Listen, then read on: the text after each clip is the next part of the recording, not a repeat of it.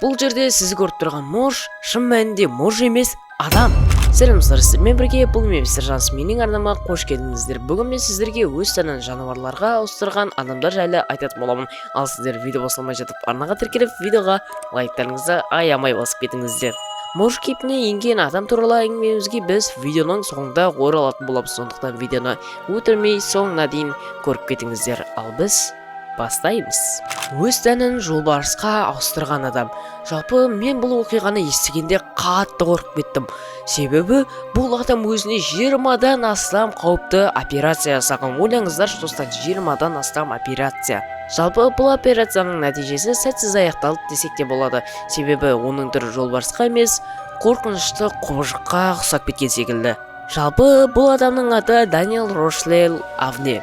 Америкалық азамат. Ол өзін Стелкинг Кат қадағалаушы мысыр ретінде атаған. Ол теледидар, радио сияқты әртүрлі бағдарламаларда ерекше адам ретінде шыққан. Ол өзіне не істеді?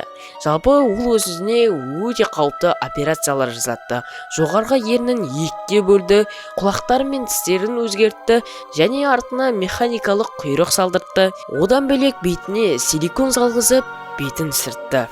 Ал бірақ 2012 жылы болса, ол қайтыс болды. Әрине бұл операциялардың соңы өліммен аяқталған болатын. Жалпы көп деректер бойынша ол өз-өзіне қол жұмсаған екен. Ал достар, сіздерде де осындай мүмкіндік болса, сіз өз тәніңізді жануарға өзгертетін бе едіңіз? Тіпті қазір отасыз, өзін ит мысық сезініп, мойнын жіппен байлап, артына құйрық қыстырып, 4 аяқпен жүретін квадроперлер де бар.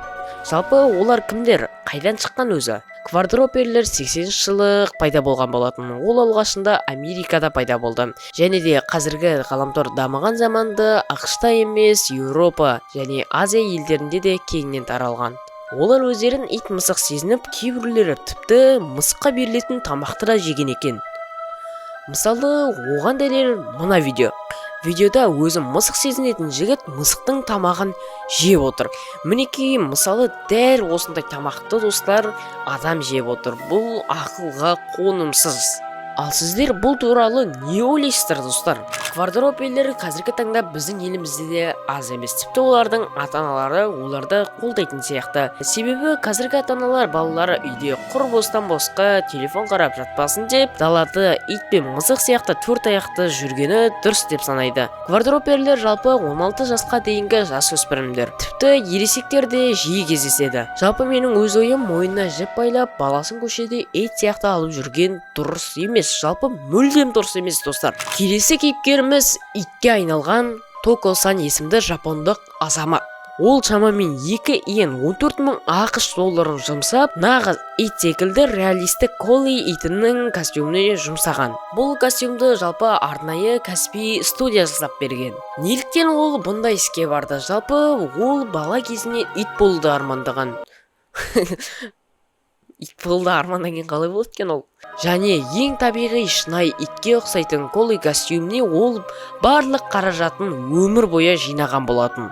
Бірақ ол өзінің ата-анасы мен жақындарын өзінің ит екенін білгізуге ұялады. Себебі оның жақындары одан теріс айналып жақтыртпай кетеді деп ойлайды. Әрине достар, мысалы сіздің туысыңыз ит болып кетсе, қалай болады ол? Жалпы қоғамдық орта 2 ойға бөлінді. Біріншісі оны псих бір жынды десе, ал екіншісі ол өзінің бала кездегі арманы ит болуды армандап, мақсатына жетті деп қолдайды. Достар, айтқандай Токо-санның өзінің YouTube арнасы бар. Ол өзінің YouTube арнасында әртүрлі бейнелерді жариялап тұрады. Яғни иттің қимылдарын істеп, жалпы итке не тән, солардың бәрін істеп YouTube арнасына салып отырады. Жалпы достар, бұл мүлдем артық деп ойлаймын. Ал сіздер қалай ойлайсыздар достар? Ол әлі де тірі. Ал енді достар, видеоның басындағы өз тәнін можға айналдырған адамға да жеттік ау. Джереми Уолш 38 жастағы зауыт жұмысшысы. Джереми Детройттағы ескі металл өңдейтін зауытта 12 жыл бойы жұмыс жасаған. Жұмысшылар оның жабайы және сабырлы адам ретінде сипаттаған. 2009 жылы әйелі мен жалғыз баласы суға тұншығып өледі. Джереми осыдан кейін ешқашан күлмеген және жалғыз жүретін болған. 2010 жылы 18 қарашада Джереми түнгі ауысымға жалғыз келген болатын. Және бұл жерде бір ескеретін жағдай, Джереми жалпы жартылай псих еді. себебі оның әйелі мен баласы морждардың кесірінен қаза тапқан болатын. Содан кейін Джереми өз-өзін кінәлі санап, өзін моржға теңей бастаған. Джереми сол күні өзін қатты кінәлап, өзін моржға айналдырған. Бұл қалай сонда жансерік деп отқан шығарсыздар. Ол басында өзінің денесін тігіп, артынан қол аяқтарын кескен. Әрине, бұл жерін құттай болдар көрмей қойсын достар. Ал осыдан кейін Джереми із-түзсіз жоғалып кеткен. Кейбір адамдар түнде бір мақұлық теңізге қарай бет алып бара жатқанын көрген болатын. Ал бірақ сонда да полиция оны таба алмады.